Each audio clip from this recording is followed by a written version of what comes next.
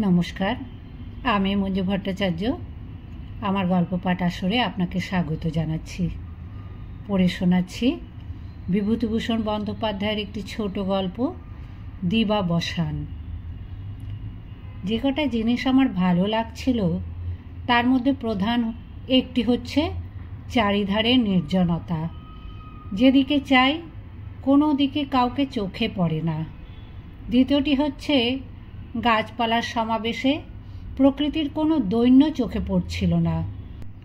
বনে ঝোপে, পাতায় লতায়, ফুলে ফলে, খড়ে ঘাসে অযত্ন সজ্জিত প্রকৃতির পরিস্ফুট বন্য সৌন্দর্য।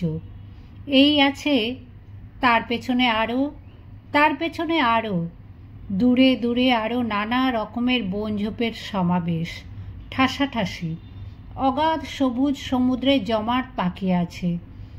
ইচ্ছামতো যত খুশি দেখতে পারি, ফুরিয়ে যাবে না। মানুষের হাতে বাছাই করে পোতা 2-10 রকমের শখের গাছ নয়, একটা উঁচু ঢিবির ওপরে নানা জাতীয় গাছ একসঙ্গে জড়াজড়ি করে আছে। একটা বড় সাঁই বাবলা গাছ, তলায় আধ শুকনো উলু খড়, কাঁটাওয়ালা বঁইচি গাছ, আশশেওড়া, ভাঁট, কচু, ওল, বিছুটিলতা সবগুলো জড়িয়ে পাকিয়ে পাকিয়ে উঠেছে। ঢিবিটার ওপর উঠে নোনা গাছটার ছায়ায় একটু বসলুম। এমন শান্তি অনেক দিন অনুভব করিনি। চারিদিকে চেয়ে শান্তি, কেউ কোনো দিকে নেই, আর গাছগুলোর দিকে চেয়ে মহা শান্তি। এই যে সেগুলো মানুষের হাতে পোতা নয়, সম্পূর্ণ বনজ, একেবারে খাঁটি নিখুঁত বনজ। তলায় একেবারে শুয়ে পড়লুম। আহ, কি আরাম! হলদে ফুলে ভরা, বিছুটিলতা মাথার ওপরে দুলছে। বাতাস লেগে শুকনো সাঁই বাবলার পাতা ঝরঝর করে বুকের ওপর ঝরে পড়ছে। দুর্গা টুনটুনি পাখি একেবারে কানের কাছে শেওড়ার ডালে বসে কুচকুচ করছে। বড় দুঃখ হলো, সঙ্গে কোনো বই আনেনি। প্রাণে রস জোগায় এমন বই যদি পড়তে হয় তবে এই তার স্থান।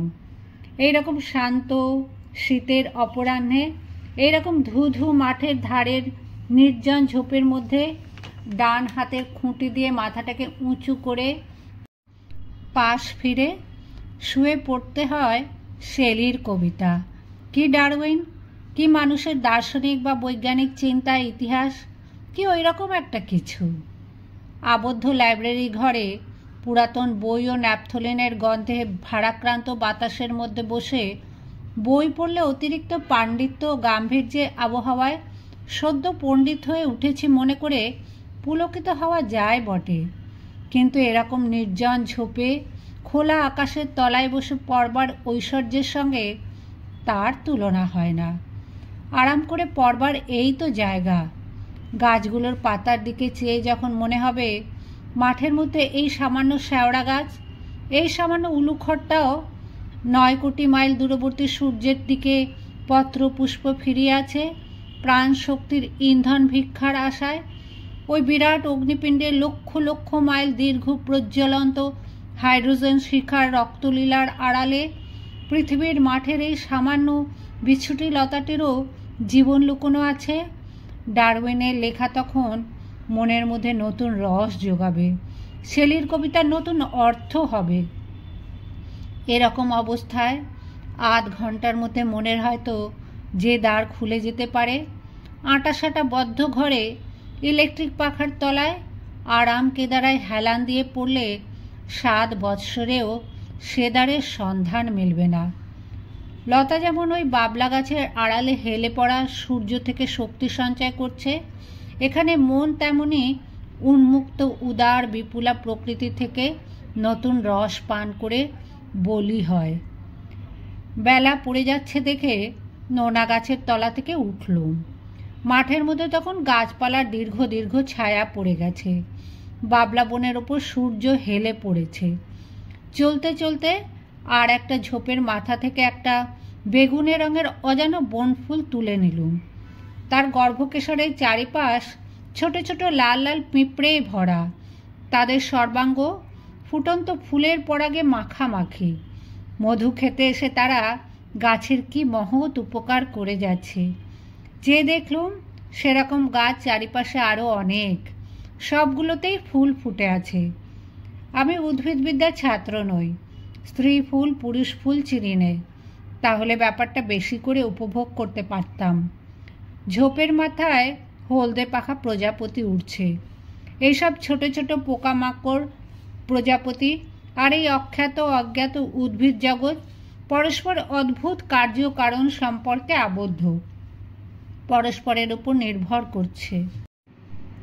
গাছপালা কঠিন মাটি থেকে, বায়ুমণ্ডল থেকে উপাদান সংগ্রহ করে নিজের দেহের মধ্যে অদ্ভুত কৌশলে খাদ্য তৈরি করছে প্রাণী জগতের জীবন ধারণের জন্য। ওগুলো তো প্রাণী জগৎকে খাদ্য যোগাবার এক প্রকার যন্ত্র। প্রাণী জগৎ কত রকমে তাদের বংশবৃদ্ধির সাহায্য করছে, আর সকলে মিলে নির্ভর করে আছে লক্ষ লক্ষ মাইল দূরবর্তী ওই বিরাট অগ্নিকুণ্ডটার ওপর। এই পাখি, এই প্রজাপতিটা, এই ফুল, এই তুচ্ছ কি গাছটা, এই লতা, এই আকাশ বাতাস জল মাটি, ওই যে উজ্জ্বল হয়ে আসছে ওই চাঁদটা, এই চারিধার, এই প্রাণী জগৎ, ওই লক্ষ মাইল দূরের সূর্য, ওই অনন্ত মহাব্যোম, এই বিপুল বিশাল অচিন্তনীয় অসীমতা, সবগুলোর মধ্যে পরস্পর কি আশ্চর্য নারীর যোগ, কি বিপুল রহস্যে ভরা তাদের এই পরস্পর নির্ভরতা। মাঠের সামনে গ্রাম পড়ল। অড়হর ক্ষেতের চারিধারে ধঞ্চে গাছের বেড়া দিয়েছে। ওধারে ভুড়ভুড় করে কোথা থেকে ফুটন্ত সর্ষে ফুলের গন্ধ আসছে। এদিকে বেড়ার গায়ে খুদে খুদে ফুল ফুটে বেড়া আলো করে রেখেছে, গন্ধটায় বড় ঝাঁঝ। মাঝে মাঝে গাছে নাটা ফলের থোলও শুকিয়ে আছে। একঝাড় পাথরকুচি গাছের পরমায়ু ফুরিয়ে আসছে, তাদের পাতাগুলো সিঁদুরের রং হয়ে উঠেছে। একটা ঘন আলকুশিলতার ঝোপের মধ্যে থেকে শীতের বৈকালের ঠান্ডা গন্ধের সঙ্গে কি একটা ফুলের তীব্র ঘন সুগন্ধ পাওয়া যাচ্ছে। মাথার ওপর দিয়ে আকাশ বেয়ে এক ঝাঁক বালিহাঁস বাসার দিকে উড়ে চলেছে। কাশের শব্দ পাওয়া যাচ্ছে।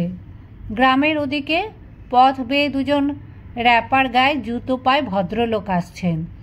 এখান থেকে অগ্রসর হওয়াই যুক্তিযুক্ত। এরকম ঝোপের কাছে উদ্ভ্রান্তভাবে দাঁড়িয়ে থাকতে দেখলে তারা আমাকে পাগল ঠাওরাবেন নিশ্চয়ই, কারণ বিনা কাজে মাঠের মধ্যে ঝোপের দিকে হাঁ করে চেয়ে কেউ দাঁড়িয়ে আছেন, এ দৃশ্যটা আমাদের দেশে একেবারেই আজগুবি। গ্রামের মধ্যে ঢুকে প্রথমেই বাড়ি। একজন বৃদ্ধ জনকতক লোকের সঙ্গে দাঁড়িয়ে গল্প করছে। এই তো পথ ছিল রে বাপু, মাছ তরকারি সব বাড়ি বসে কেন, বাজারে কি যেতে হতো? বেগুন সব এমন এমন, আর সস্তাও কি। মনে আছে তখন বিষ্ণুপুরের হাট বিষ্ণুপুরেই ছিল, রাজগঞ্জে উঠে আসেনি। একবার পুরনো পোড়ো বাড়িটার একটা দেওয়াল তখনও দাঁড়িয়ে আছে। স্তূপাকৃত ইট কাঠের মধ্যে নিম গাছ আর ডুমুর চারা গজিয়ে উঠেছে। দেওয়ালের গায়ে দোতলার সমান উঁচুতে একটা কুলুঙ্গি। কে জানে 17 বছর আগে হয়তো এই জীর্ণ পরিত্যক্ত আবাসে কোনো নববধূ তার মেথিতে ভেজানো সুগন্ধ নারকেল তেলের পাথর বাটি ওই কুলুঙ্গিতে রেখে দিত। ওই ঘরের মধ্যেই কত বছর আগেকার তাদের ফুলশয্যার প্রথম প্রণয়ের মধুরাত্রি কেটে গিয়েছে। কোথায় আজ 80 বছর আগেকার সেসব প্রথম প্রণয়ের হর্ষাকুল তরুণী নববধূ? কোথায় তাদের প্রিয়জনেরা? কোন দূর অতীতে কত দিন হলো ছায়ার মতো মিশে গিয়েছে? কে আজ তাদের সন্ধান দিতে পারে? একটা বাড়ির উঠানে একটা বিলাতি আমড়া গাছতলায় একদল পাড়ার ছেলে খেলা করছে। নতুন লোক দেখে তারা খেলা ফেলে আমার দিকে সকৌতুকে চেয়ে রইল। অন্ধকার ঝুপসি বাঁশবাগানের মধ্যে ডোবার ধারে বসে একজন পল্লীবধূ বাসন মাজছে। তাদের তরুণ জীবনও সেই বাঁশবাগানের মধ্যেকার আসন্ন শীত সন্ধ্যার মতোই ঘুলঘুলি অন্ধকার। সামনের এক বাড়ির দৌড় খুলে আর একটি বধূ এ হাতে একটি ঘোড়া ও হাতে আরেকটি নিয়ে বার হয়েই হঠাৎ আমার সামনে দেখে ঘোড়া শুধু ডান হাতটা তাড়াতাড়ি খানিকটা উঠিয়ে এবং মাথাটা খানিকটা নুয়ে হাতের কাছে নিয়ে গিয়ে ঘোমটা টেনে দিলেন। একটি বাড়ির মধ্যে উঁচু মেয়েলি কণ্ঠের আওয়াজ পাওয়া যাচ্ছে, আমি জানি নে খুড়িমা, মাঝের ঘরেই তো ছিল, কে নিয়েছে আমি জানি নে। জন 4-5 ছেলে মেয়ে দাঁড়িয়ে আছে। তাদের মধ্যে একজন একটা কঞ্চি হাতে উঠানের একটা কুল গাছ থেকে কাঁচা সবুজ কুল পাড়ছে। ওই যে রে তোর বাঁ হাতের ডালে, আর একটু উঁচুতে, এই যে একটু একটু রাঙা হয়েছে না? হ্যাঁ হ্যাঁ, বলা বাহুল্য পৌষ মাসের প্রথম রাঙা হওয়া দূরের কথা, কুলের মধ্যে আঁটিও হয়নি।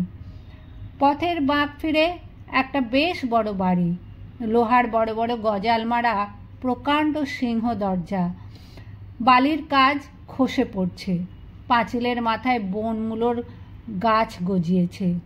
বাড়ির সামনে পেরেক ঝুলোনো একটা রং করা ডাক বাক্স, নেক্সট ক্লিয়ারেন্সের নিচে থার্সডের প্লেট বসানো। পাড়া পার হয়ে একটা বাঁশবাগান পড়ল, তার মধ্য দিয়ে রাস্তা।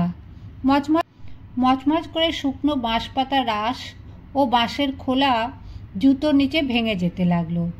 পাশে একটা ফাঁকা জায়গায় বুনো গাছপালা লতা ঝোপের ঘন সমাবেশ। কি বিরাট প্রাচুর্য, জীবনের কি প্রবল উচ্ছ্বাস! সমস্ত ঝোপটার মাথা জুড়ে সাদা সাদা তুলোর মতো রাধালতার ফুল ফুটে রয়েছে। সমস্ত ঝোপটির কি সম্মিলিত সুগন্ধ, কি স্নিগ্ধ স্পর্শ!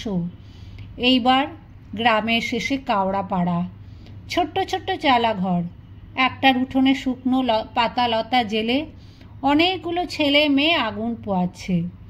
বাড়ির পেছনে খেজুর গাছে ভাঁড় ঝুলানো, বাড়ির মধ্যে শিম গাছ, লাল গাছের মাচা। 3-4টে কুকুর জুতোর শব্দে ছুটে এসে নতুন লোক দেখে বেজায় ঘেউ ঘেউ আওয়াজ শুরু করে দিলে। সরু পথ বেয়ে আবার গ্রামের পেছনের মাঠে এসে পড়লুম।